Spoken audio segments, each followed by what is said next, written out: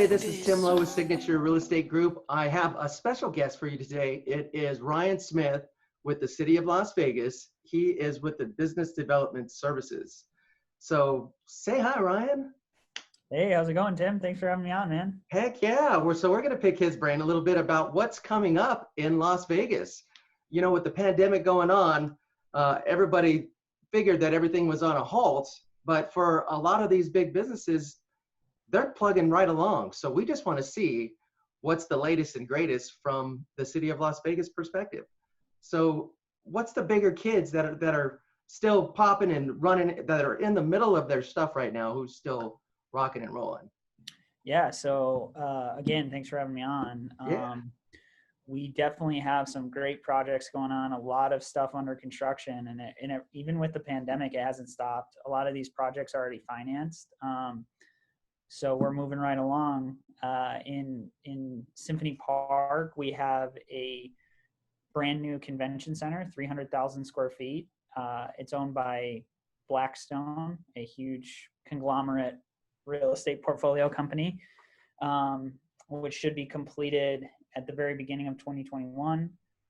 We have 3 multifamily apartment projects in Symphony Park that are under construction. If you drive down into Symphony Park by the Smith Center, you'll see them all going up. There's tons of construction going on in there. Those will be done by Q1 of 2021. And how many units was there? That was 1,000 units? 1,000 total units are going. Okay. 600 will be delivered by 2021, and the rest will probably be another year out. Okay, that's great. Yeah, which is really good. The Arts District's booming. There's new breweries going up. If you drive down Main right now, you'll see a group called Nevada Brew Works that have like they just put up a sign, like it's brand new. Abel Baker just went in there, which has a sponsorship with Ryan Reeves from the Golden Knights. Nice. Yeah, Love Ryan Reeves. Yeah. So he's got his own beer in there. So if you're a beer fan, go ahead and try that. We have restaurants popping up. I mean, that there's really a lot of retail development still going in there, and we're not seeing it stop. There's also a multifamily project called Share Downtown, and that's a lot less units. I think it's like around 100 or so units, but it's brand new housing going there. Fremont 9 was another, and Fremont East, kind of where Tony Hsieh's downtown project stuff is happening. Ferguson's just opened up. It's this really cool kind of mixed use bar. They have coffee shop, they have retail. Close to the Container Park, Fremont 9, they had about 300 units in there that is pretty much fully occupied. Wow, downtown's really putting in a lot still. That's great. Yeah. I mean, all those projects are still going. On the Strip, the convention centers are going to be delivered by the beginning of this year. The Boring Company is doing an underground tunnel that will connect all the convention centers. They've just received approval. Yeah. I mean, the ability for them to be able to transport people underground from one facility to the next. And you say it was Resorts World? Is that where they're starting it at, and they're taking it to the Wynn? Is that the Boring Company just got approval through the county to tunnel to Resorts World and the Wynn. So the Wynn and Resorts World are going to be the 2 properties that first connect into the system. And then their plans are to go all the way down the Strip, all the way into downtown. So that's really exciting. And I mentioned I was in the tunnel on Monday, and it's cool. Yeah. But getting to the point of how people are being, transported, it's kind of like a subway. Yeah, kind of like a subway. So except for the most part, except for one station, you will actually get into a vehicle that will pick you up. You'll have an app. You'll get into the vehicle, let's say at the porte cochere of the Wynn. Okay. And it'll drive down into a tunnel. And the vehicle will go through the tunnel system and stop at these stations. So if you want to go to station 1, which is the South Hall of the convention center, then you would go down, you would go underground, and then the vehicle would then stop at station 1, you would get out. And the cool thing about the Boring Company is they have a requirement that every station is within 50 feet of the door of the location. So they want to make it super accessible for people. I think a lot of times what happens is, like, if you've ever been to Chicago or New York, like, you get off at these stops, and then you have to walk up, and you have to maybe walk a couple blocks, to your end location, or maybe you get lucky and, wherever you want to go is actually close to the station. The Boring Company's model is that they will drop you off like at the door. So it's not like these stops that are, you're going to get dropped off somewhere on Las Vegas Boulevard. No, you're going to get dropped at the front of the Wynn. You're going to get dropped at the front of Resorts World. So that's kind of their model. And so for the projected path of it, is it going to go down the Strip and maybe to downtown, or? All the way down Las Vegas Boulevard. They have a map, and they show their, expected route. And basically there'd be a backbone, hopefully, down Las Vegas Boulevard all the way into downtown. And then there'd be stops at each resort that chooses to have a station. So if the resort wants a station, they have to pay for the station, essentially. Right. And then it would be an offshoot of the main arterial of the system. How exciting is that, man? That's going to be sweet. Yeah, it's very cool. Very, very cool. Well, as far as, so if we go farther down the Strip, now let's get down over by the M. What do we got going on down there right now? I mean, it's Amazon's down there, right? Is that correct? Oh yeah, West Henderson's blown up. Amazon announced a 600,000 square foot warehouse. It's where the Raiders practice facility is, very close. There's a company called Haas Manufacturing that's doing a massive manufacturing project just right next to that Henderson Executive Airport. They have the Inspirada neighbor. I mean, West Henderson is definitely growing a lot, and I think it'll continue. I mean, it's so close to the 15 and really great access points and a lot of land there. So, do you know how long it's going to be till Amazon's finished and they're up and running? It's going to be soon. I mean, I don't know the exact time frame, but I would say, knowing Amazon and how quick they move, and they wouldn't make an announcement unless it was going to happen probably really quick. So, I would say probably this year sometime. I guess the other thing in Henderson right now is the offshoot hockey league, right? Yeah. Is it the AHL? Is that correct? So it's an AHL team, and they took over the Henderson Convention Plaza. I don't know the exact term of what they call this kind of outdoor space. But downtown Henderson is doing the same type of revitalization as kind of downtown Vegas. They have Water Street, they've got breweries, they've got the AHL team coming in. And so that's kind of its own little hip, trending downtown area as well. Henderson always has something in the works as well. The city of Las Vegas, of course, is the main hub of the valley. But I think between the three cities that are in the valley, boy, everybody's moving. Even North Las Vegas, I think, has quite a bit going on out at Apex. And there's just a lot. Apex, the city of North Las Vegas chose to invest and deliver in a surface water line. And I know maybe for some of the people watching this, they won't really understand what that means, but there's always been a weird thing of, Vegas has all this dirt. So why aren't there, big projects? Why aren't there big manufacturing industrial parcels? Well, the reason is because we don't have any infrastructure. So you have all this government federal land. 70% of Nevada is federal land, BLM land. And then they give it to cities or developers or individuals through an auction process, but they sell it fair market value as is. And these are properties on the outskirts of the valley that don't have infrastructure utility. And that infrastructure utility costs a ton of money. So what's great about Apex is Apex was given to the city of North Las Vegas because of the Pepcon explosion in 1987.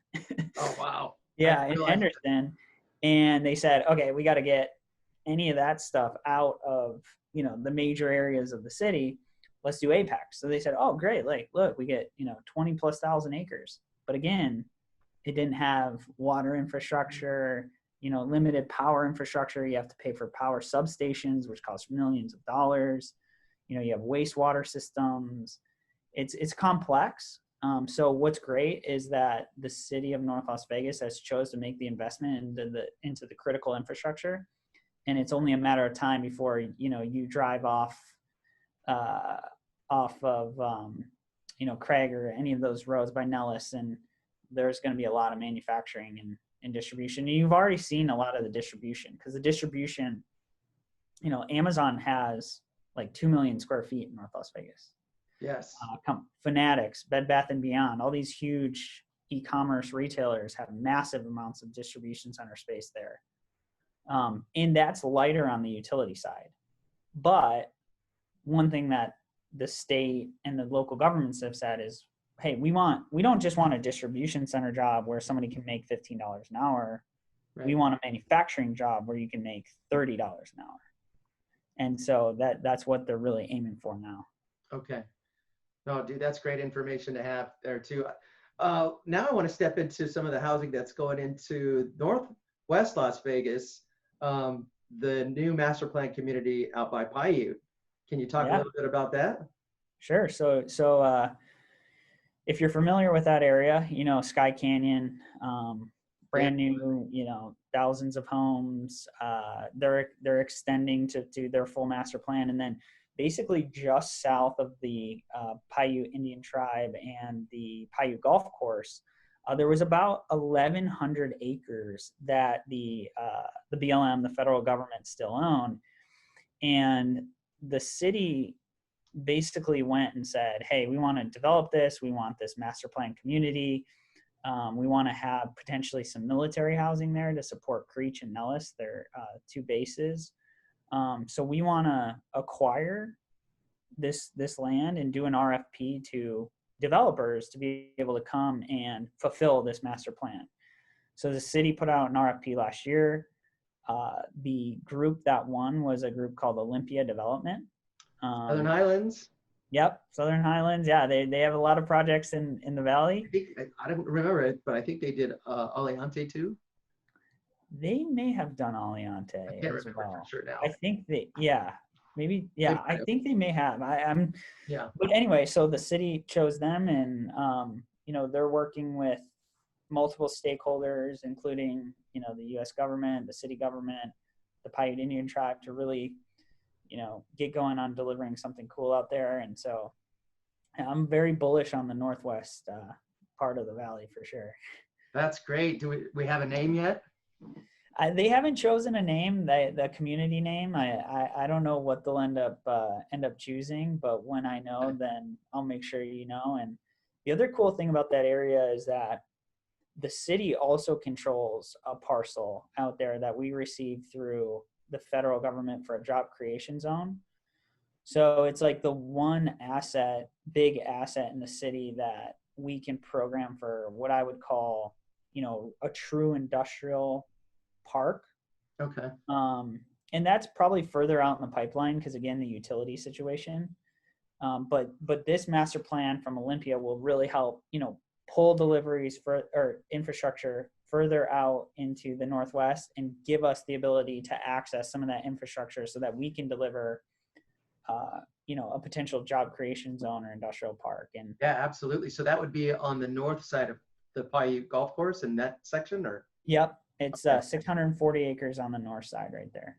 Okay, man, that's awesome. That's a lot of good stuff coming into the valley. Yeah. A lot of stuff going on for sure. On the medical side, I know we have a large part of our community is 55 and older. And just for most people, they just want to know what's going on medically. I think we've got a lot of hospitals and beds in the valley as it is, but what's coming up? I mean, I know there's a lot, and you can expand a lot more than I can, so I'll just let you take that one. What do you got? Yeah. I mean, anybody that's been in Vegas for a while has, I think the perception sometimes of Vegas is, well, we don't have the best, healthcare systems. We don't have the best education. And some of that is true. You have realities of saying, hey, you need to improve on the things you can improve on. And, sure. There's been a lot of things that are being done, but one of the reasons why we've struggled historically in Las Vegas from a healthcare perspective is our Medicaid reimbursement rates. So our Medicaid reimbursement rates are a little bit lower than most states in the US. And so there's Medicare, Medicaid, and the state controls a proportion of the Medicaid reimbursement rates. So ever since Governor Sandoval was in, he's been trying to work on improving state Medicaid reimbursement rates. Governor Sandoval is doing the exact same thing. And that has actually now kind of showing its effects. Yeah, and people don't, it's harder to see this, but there's a group called Intermountain Healthcare, which has entered our market. They purchased Healthcare Partners, which is a conglomerate of primary care and specialty physicians. They're recruiting new physicians here. And one of the issues was a lot of medical students were not staying in Vegas. And so when UNLV launched their medical school, they actually scholarship the first 60 medical students. So if you think about that, that's, a couple $100,000 in scholarships per student. And part of it was, we want the best of the best, and we want them to have ties to Nevada, so they stay here. And due to some of the reimbursement rates and things like that, a lot of the doctors historically in Vegas felt overworked, or surgeons felt overworked, or they had to do more work to make the same amount of money as what they could make in another state. So the bottom line is, Intermountain's moving in as well. Our quality outcomes are going to go up. I think Medicaid reimbursement rates will continue to go up. We'll continue to find great surgeons. They'll be, in networks where they can make a compensation and still provide great service. And so I was joking with you, the old saying was, if you want great healthcare, then go to McCarran. That whole equation is flipping, and big kudos to, the governors. I mean, these are complex things when you get into insurance and Medicaid and Medicare and where these monies are coming from, and pharmaceuticals, and it's definitely eye-opening. But we've had good leadership, Governor Sandoval, Governor Sisolak, and then we have a city councilman, Brian Knutson, who's he's the councilman for Ward 1, where the medical district is, which is where UNLV's brand new School of Medicine, which is another big project, $150 million project, is going, campus. And he's really championing getting this, getting the campus going, getting the research aspect, delivering the knowledge into that center, which will just have, great ripple effects into the community over time. Because when you get really smart people together in healthcare and you cluster them together and you put them in hospitals and you have them do research, the quality of our care is just going to exponentially get better. It sounds like the focus has really jumped on medical over the last few years, and they're really pulling in a lot of projects. Do you know when some of these projects are going to be finished up? So the UNLV medical school, the $150 million project, I believe that they want to be done by 2023 or 2022. The funding's there. They have philanthropic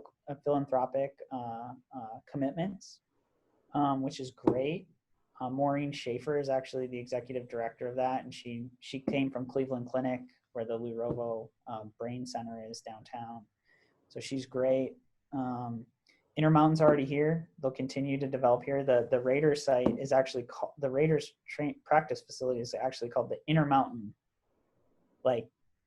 health practice facility or health practice facility. So we're so used to hearing Southwest Medical, or Health Plan in Nevada. So Intermountain, like you were saying, I think they're from Utah. Is that what you said? Yeah. So they have a huge presence in Utah. Like Primary Children's Hospital is controlled by Intermountain, which is one of the top children's hospitals in the country. Most people, if you've ever had an issue, a major issue with your child here in Southern Nevada, you may have been sent to Primary.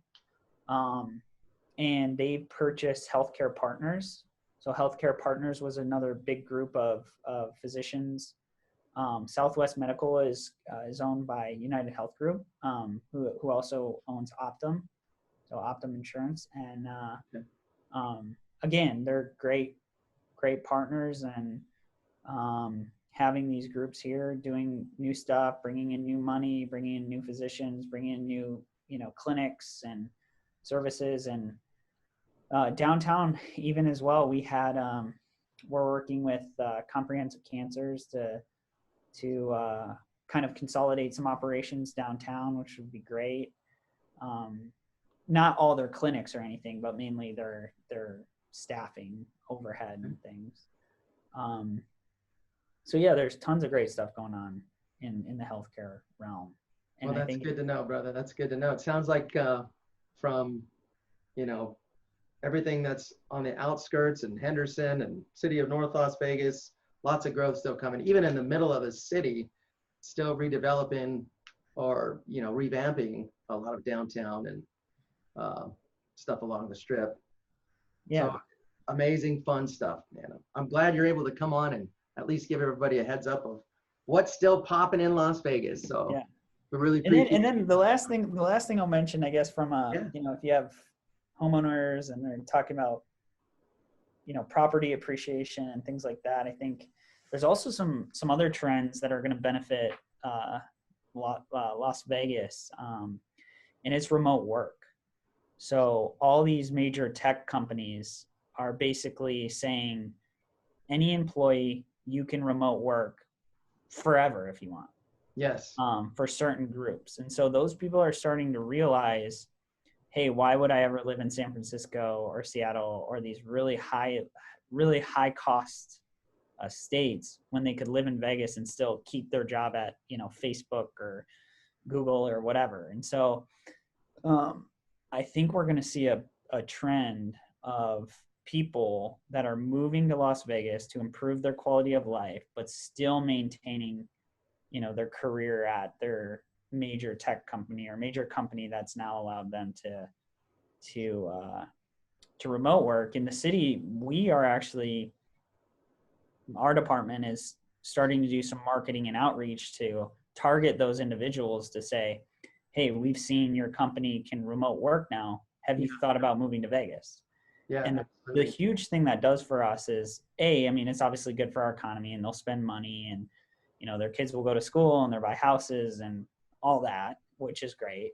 Right. But the other thing it does is it allows our numbers or our analytics to show that we have this talent pool here. So one of the main reasons we've struggled to be kind of a diversified city, tech city, manufacturing city, is because we didn't have the workforce. Our workforce predominantly works in gaming hospitality, which is okay. Right. Those are our largest employers. But when a tech company is looking, they want to know what tech workers we have.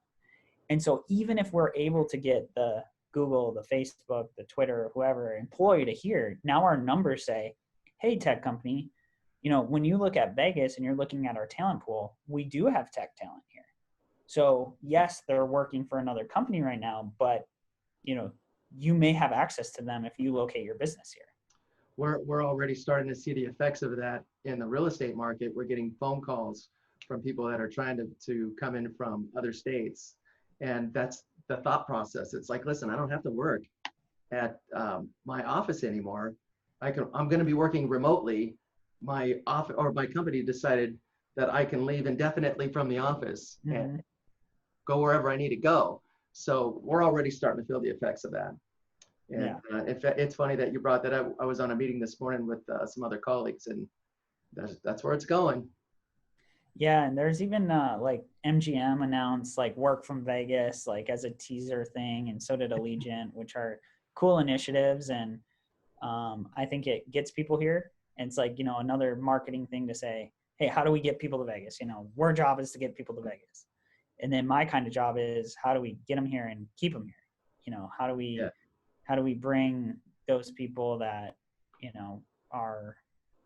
can help the economy in multiple ways? And so that's happening as well, which is cool. Oh, that's awesome, man.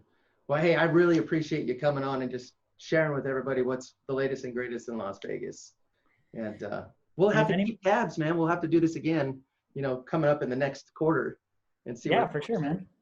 Yeah, anytime. And if anybody, you have my email, you can send it out to anybody if they have questions or, we have for small businesses, we're working on a revolving loan fund, a $3 million fund that would get, loans out to small businesses that are struggling to get loans right now. We had grant programs that we announced. We did $6 million in grants to help businesses reopen from COVID. We help businesses close. I mean, so this was outside of like the SBA PPP programs and. Yeah, so we got our own CARES Act funding, and the county has this too. Henderson just launched this. North Las Vegas launched this. We have, aside from all that, we've done our own program and just said for the city's program, it's if you are a City of Las Vegas business and you are affected by COVID, we're basically issuing a $4,000 grant to them to help them reopen. Wow. The county has a couple programs where they're offering some commercial rent assistance. We actually have residential rent assistance. I mean, there's a lot of government programs right now. Well, I don't know how busy you want to stay, brother, but if you want me to pop up your information, I can, and you might be getting a couple. I mean, we're here to help. I mean, my jurisdiction is the City of Las Vegas. I can pass them on to whoever they need. I mean, that's great. We're here to help businesses and people keep going. So we want to see businesses succeed. We don't want to see, people getting evicted commercially or residentially, and we're doing everything we can. So, well, that's awesome to hear, man. Again, thanks again for just coming on and sharing all that information with everybody. So, hope you guys all enjoyed that. Ryan Smith, Business Development Services for the City of Las Vegas. So much. I always learn so much when I talk to him. So we'll be doing this again coming down the road. But thanks again for coming on, brother. And we'll keep you guys in the know. Catch you next time.